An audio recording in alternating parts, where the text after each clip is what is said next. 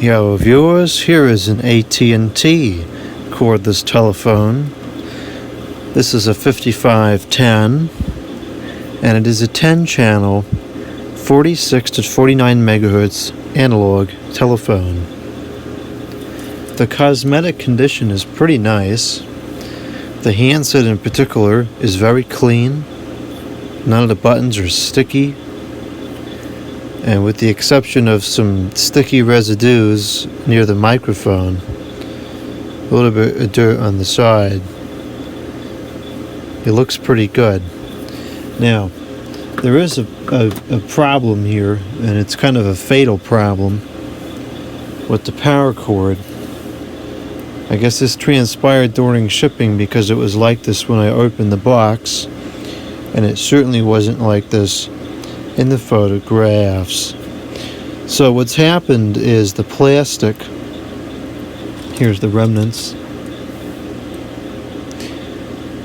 the plastic that was here that held the prongs in place has become brittle with age, and it broke.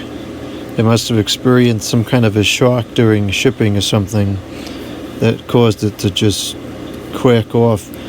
This whole thing is pretty loose now, and you can see there's a yellowing segment here on the side of the adapter on this area here. And it's probably like that on the other side. Yes, it is. And this gets kind of warm, and so after so many years of being warm, the plastic has started to deteriorate, and it's become kind of brittle. And unfortunately, this is probably going to be something that we see coming up more and more often now, because these telephones are getting old. These are a product of the 90s, and so these are getting to be 25, 30 years old. And between the heat and the sun exposure, the plastic is just starting to lose its integrity, unfortunately. Now, I believe I have another power adapter somewhere from a non-working telephone that I can put onto this telephone, providing this one works. I don't even know if it works yet.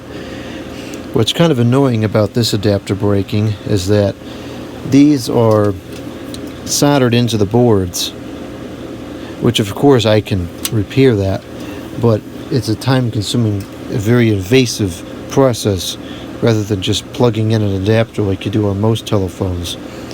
And the other problem is going to be sourcing another adapter if I don't happen to have one, because it's an odd voltage. It takes 14 volts at 360 milliamps instead of something standard like 12 or 9.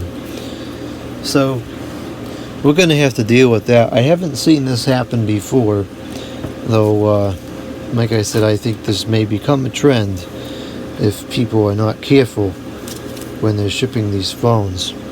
Now, there is one other problem here with this telephone before we move on that I want to underscore. There's an issue with the antenna, and the seller had enough thought to remove the antenna for shipping, which was very nice and the proper thing to do. However, the antenna, there's still something awry with it. It's not long enough. I think there's at least 1 or 2 segments missing, and the little nub on the end that you pull it up with is also missing. So we're going to have to get a new antenna. Now, these antennas, I would not go as far as to say are easy to find, but they exist. So we'll probably be able to source a replacement for that. Now, what I'm going to do for the testing here is I'm going to plug this into this cord, because I think functionality-wise it's perfectly fine. Okay, and so we just have to make sure that I can remove it from an outlet that's not live, because I think the prong is going to have to be pulled out manually.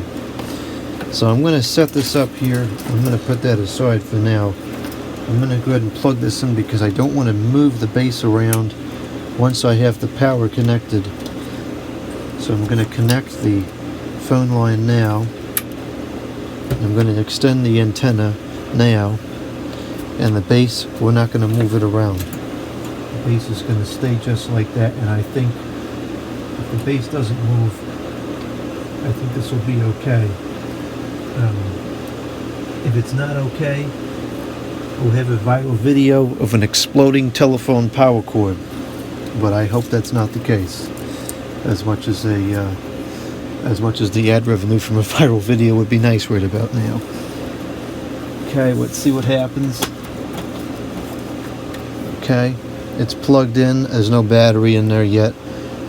The channel numerals have lit up. I'd love to take this closer to the camera to show you, but I'm not going to do that until it's repaired because I'm concerned that adapter will short out if I move it at all. So, now that we have a power, let's go ahead and get a battery into this telephone handset. Now, last time I went to do a video like this, the battery that I needed had disappeared, and I don't think I ever found it. So I'm just going to have to take another battery that's not the right size and plug it in there, because I don't know where in the world that other battery is. Okay, so this is the wrong size, although it works, and quite frankly at this point this battery size is standard enough that it's still relatively affordable. The other cells are getting kind of expensive, so I think if I was to use it I'd probably just do that anyways. Okay, so we're going to put it back into the cradle so that it can reset the security code. It says charging and it says ring off. I want the ring on, I think. Yeah, there we go. Speakerphone ringer on, handset ringer on. I'll put that right around there. Okay. So let's see if we can connect now. It is connected. We have a dialing tone, although it seems kind of quiet. Okay. First thing I want to do is let's make an outside call. Normally I don't do that first, but we're going to do that first today.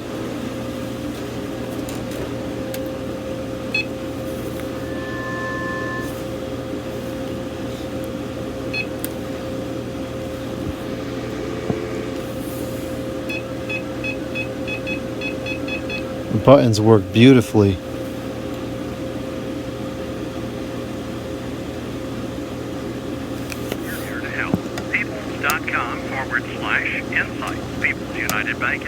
Hopefully that was audible. Listening to it in person, it sounds quite good. One of the claims about these telephones, the 55 and 56 series, most of them anyways, maybe all of them, I'm not sure, but yeah, maybe all of them.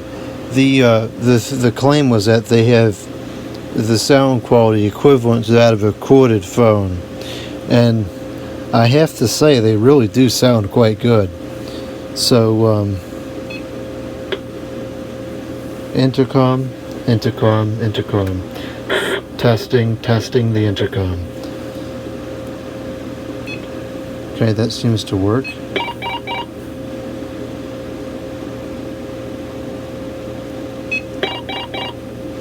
I don't know how do you answer that.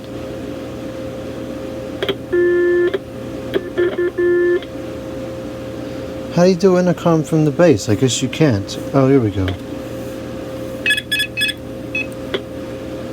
Goose. Goose, goose, goose. Okay. Alright, let's ring this up and see what the ring sounds like. Oh, this is so crooked.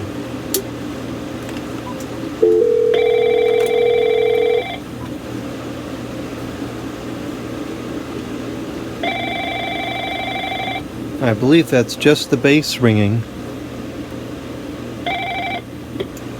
And we do have auto talk.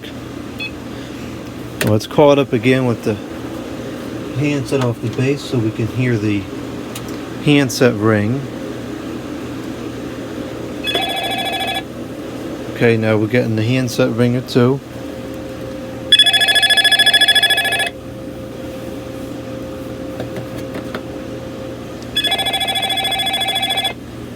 Okay, we'll let that go one more time and then we'll answer it.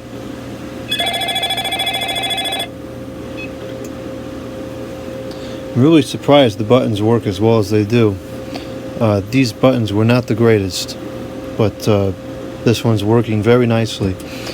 Okay, let's check the numbers. Pardon the mess of the batteries.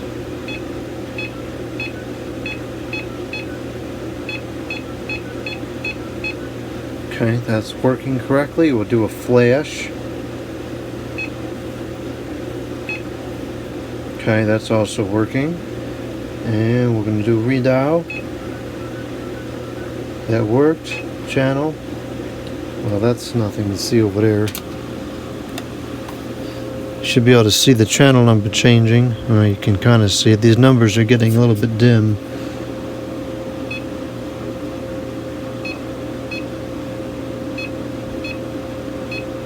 That is so cool. Okay, so everything's working on the handset.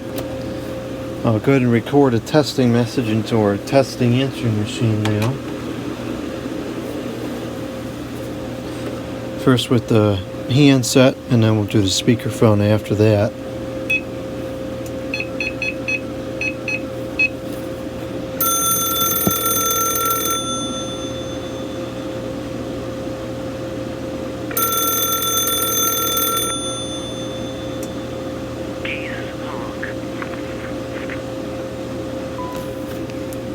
Recording. Okay, now I'm going to call with the speakerphone.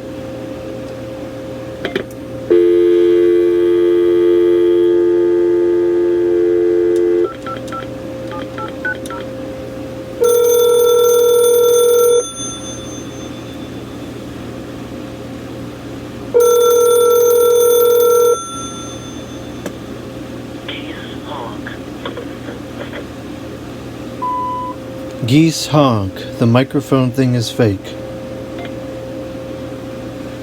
Okay, now let's do an outside call with the speakerphone. We'll call the Farmer Jones cold line.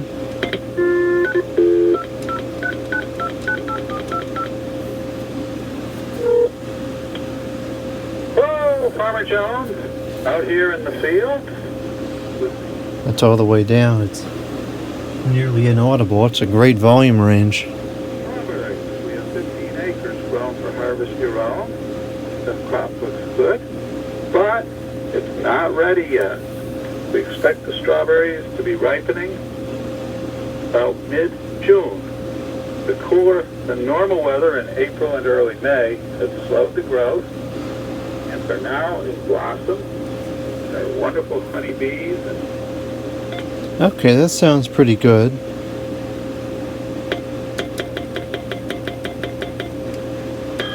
Oh dear. Let's see here.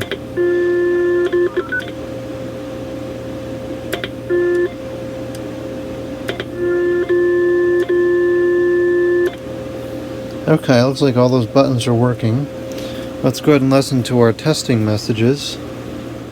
One new message. Oh, there should be two. Old messages. Message 1. Recording. This is a test of the AT&T 5510 telephone. I'm going to exit the shop now. I don't hear any static yet. Okay, I have exited the shop. I'm surprised. There we go. There's the static. Oh, it's got a lot of static on it. That could be partially due to the antenna not being what it should be. But actually it's working pretty well. I am all the way across the room as far as I can go. And it's still pretty clear. Over and out. End of messages. Okay, we're going to have to try speakerphone again.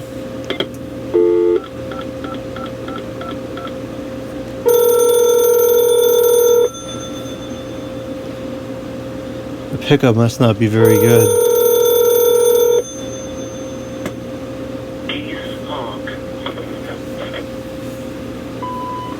Ghost!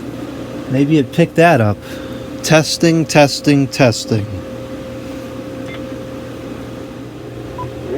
new message and 15 old messages. Message 1.